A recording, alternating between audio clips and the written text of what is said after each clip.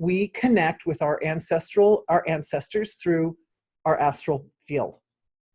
Just saying this very simple, straightforward, through the astral field, because that's where the web of life is, right? That's where all the cords and threads of consciousness, that's where awareness is able to function as or act like a thread.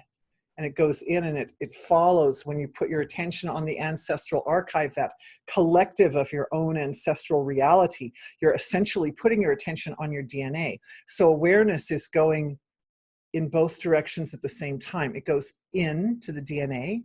And so you know what your DNA feels like. It feels like your ancestral archive. But awareness is also going out to the larger, to your larger body, your cosmic body, where the ancestors reside at that level that is common to all, because the astral body is that level which is common to all. Being is common to all, causal level is common to all, and astral level is common to all.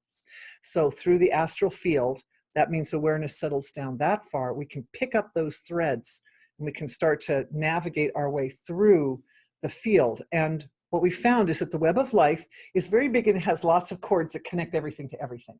But we can, as humans, this is actually a new insight. It's not specifically about ancestors, but it is an interesting insight, is that we can lift out of, not really out of, but we can, with our awareness or attention, we can isolate within the web of life subwebs.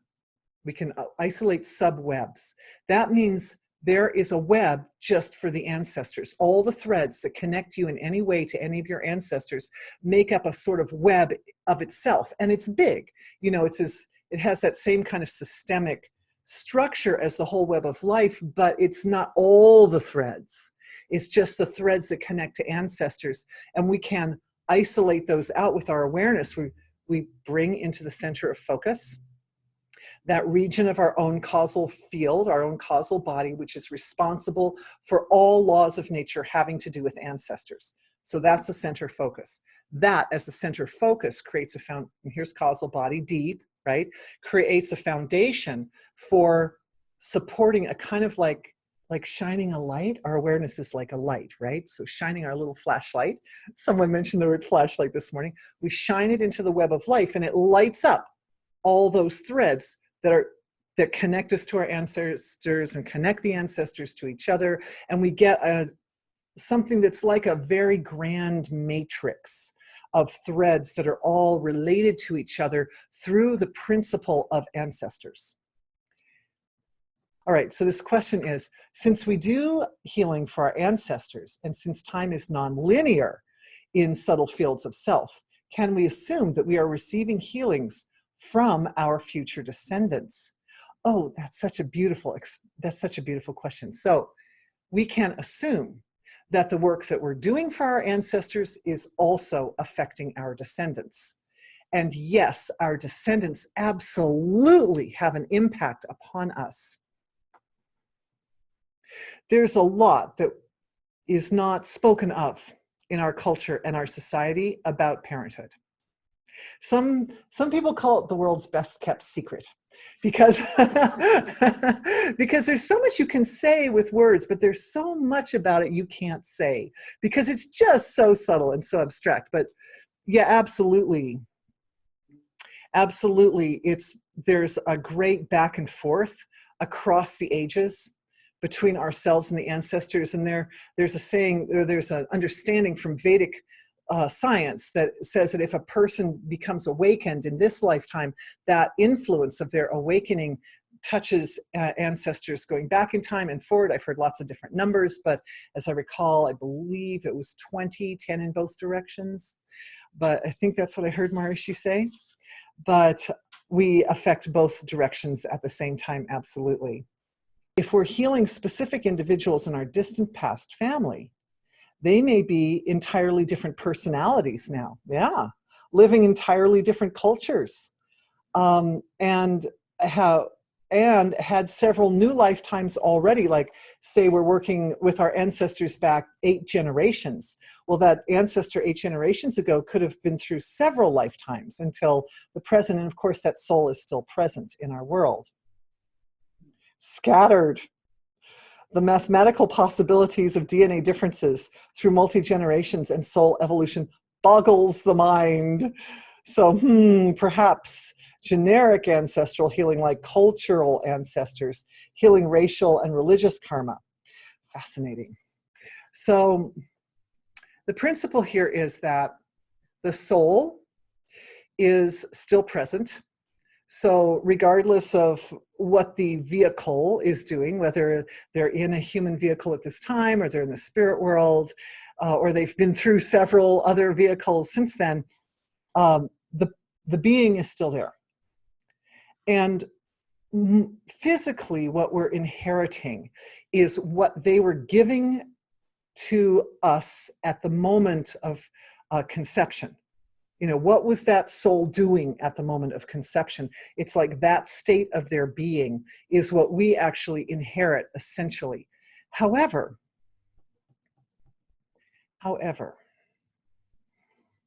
they don't stop evolving, and we don't stop evolving. And here's a cool law of nature that has to do with working at the subtler levels of creation.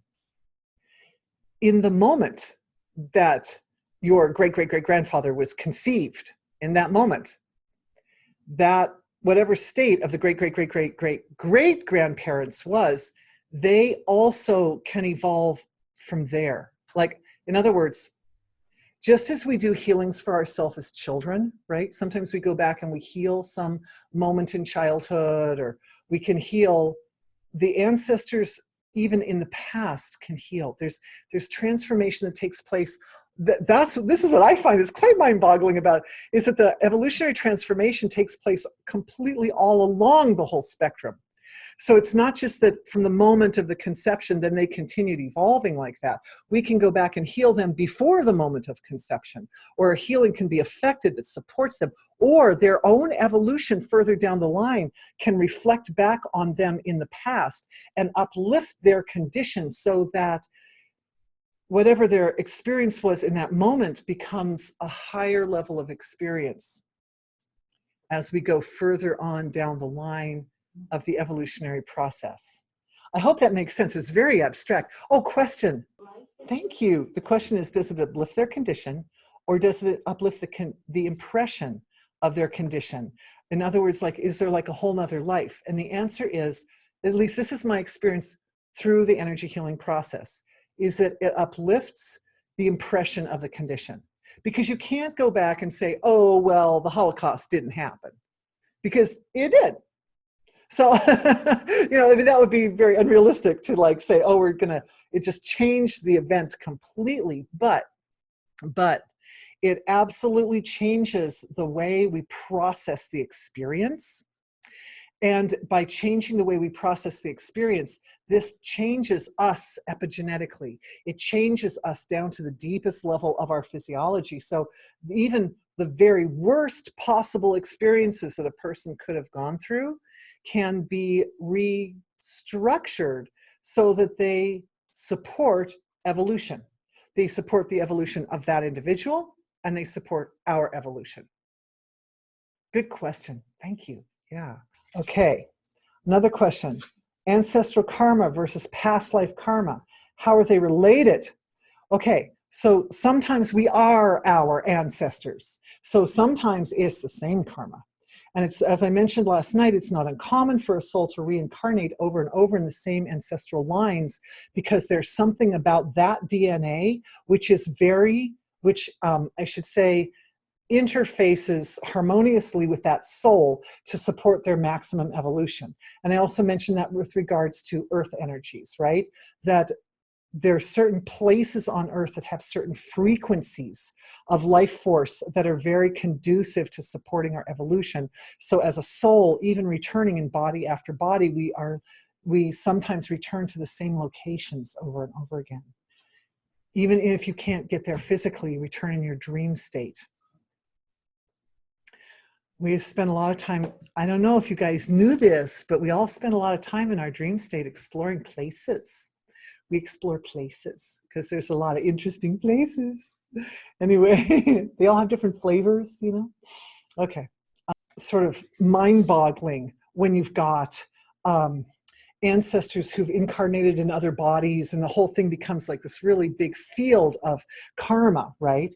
And so, and it's true, like sometimes we're going back and doing healing for an ancestor, and it turns out that they're carrying something from their ancestors, but they're like a pivotal point for our physiology, something like that. So ultimately, what we're doing in energy healing is we're looking for the seed. We're looking for the seed of the imbalance. The way we tell the difference between this imbalance, the seed of this imbalance comes from my past life versus the seed of this imbalance comes from my ancestors. The way I tell it, or the way I make that distinction, is based on the energy signatures in the threads. So getting used to feeling those threads. Each thread is like a life form in itself. It has a personality. It has qualities unique unto it. So if I've got a symptom at the surface and I start going back and I start digging for that seed, and I find as I'm digging back, I start to get impressions and sensations and feelings associated with that seed or that imbalance. And some of the impressions and associations or impressions and feelings and so forth they feel like my ancestral archive. And I mean, part of the story here is just letting your attention be with these different parts. Get to know yourself. It's like our bodies, right?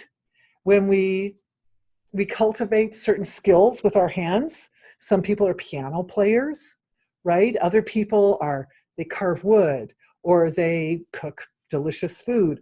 When you cook delicious food, you start to cultivate your physiology in a way to be sensitive to textures and smells and taste, of course, obviously, and temperature, very subtle. There are people who specialize in tea in the Orient, and they're extremely sensitive to the temperature of the tea. They can tell the difference between 1 degree, from 1 degree to the next of that tea. It's just the right temperature.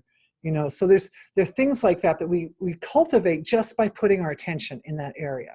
So getting used to playing, like playing in the ocean, playing in the web of life, and experiencing our own astral body, we start to get used to how the different threads have different feels in them.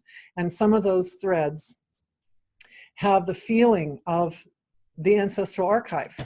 Everybody's DNA has a certain feel to it, has a certain nature to it, and it's different. It's like the designs on the pads of your fingers. Everyone's a little different, and so yours is unique to you, and it's good to know it. And there's a video that I have online about body scanning, and you can look at that video, because that's a great time and a great way, there's a technology there, a great way to access those deeper layers of self and to start to explore through the energy field of oneself. Know yourself first. Okay, so there's a field that's related to past lives. There's a field that's related to ancestors. Both are accessible through the web of life, but they have different feels to them. They have different feels. The feel of the past lives is always a very familiar feeling of myself, but like sort of at a lesser state of evolution, right? Myself, but kind of like a smaller version of myself, or at least a less evolved version of myself.